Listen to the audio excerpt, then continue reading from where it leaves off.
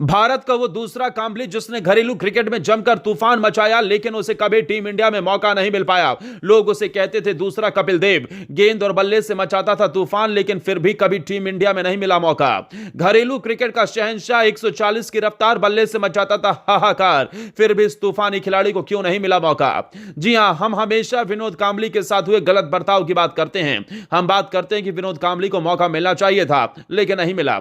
लेकिन भारतीय क्रिकेट में एक और कांबली था जिसके तूफान की चर्चा उस दौर में भारतीय क्रिकेट में खूब होती थी, जिसके खेल को देखकर लोग उसे दूसरा कपिल देव कहते थे।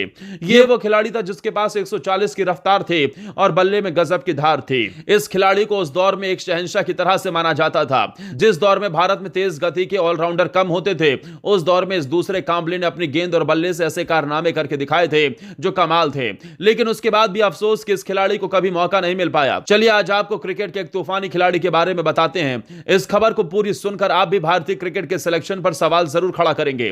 दरअसल वैसे तो भारत में ऐसे कई खिलाड़ी रहे हैं जिनके बेहतर प्रदर्शन के बाद भी उन्हें कभी टीम इंडिया में मौका नहीं मिल पाया और वो गुमनाम खिलाड़ी बनकर रह गए। उन्हीं गुमनाम खिलाड़ियों में एक नाम था नारायण कांबली। नारायण कांबली का जन्म 24 अक्टूबर 1967 को गोवा के रायबंदर में हुआ। उन्होंने 1992 में गोवा की टीम से क्रिकेट खेलना शुरू किया। वो मीडियम फास्ट बॉलर थे जो जरूरत पड़ने पर कपिल देव की तरह से तूफानी बल्लेबाजी भी कर लेते थे। उस दौर में उन्हें घरेलू क्रिकेट का तूफानी ऑलराउंडर माना जाता था। उनकी गेंद में रफ्तार थी तो बल्ले में गजब की ताकत थी। गोवा के लिए खेलते हुए नारायण कांबली ने कई मैच जिताए। विनोद कांबली की तरह से ही नारायण कांबली भी प्रतिभावान खिलाड़ी थे। जिस दौर में कपिल देव को लोग पूछते थे, जिस दौर में भारत में तेज गति के ऑलराउंडर ढूंढने से नहीं मिलते थे, उस दौर में नारायण कांबली अपनी रफ्तार और बल्ले की धार से कोहराम मचाते थे।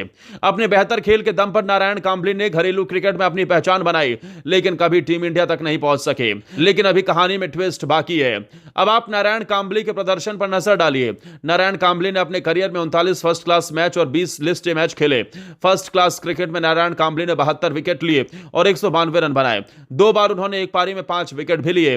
वहीं बात करें लिस्ट ए क्रिकेट में, नारायण कांबली ने 19 विकेट लिए। नारायण कांबली का सबसे यादगार मैच 2006 में हिमाचल प्रदेश के खिलाफ था। इस मैच की पहली पारी में उन्होंने 26 ओवर में 58 रन देकर 5 विकेट लिए। दूसरी पारी में भी उन्होंने 1 विकेट लेकर हिमाचल प्रदेश की टीम को तहस नहस कर दिया था।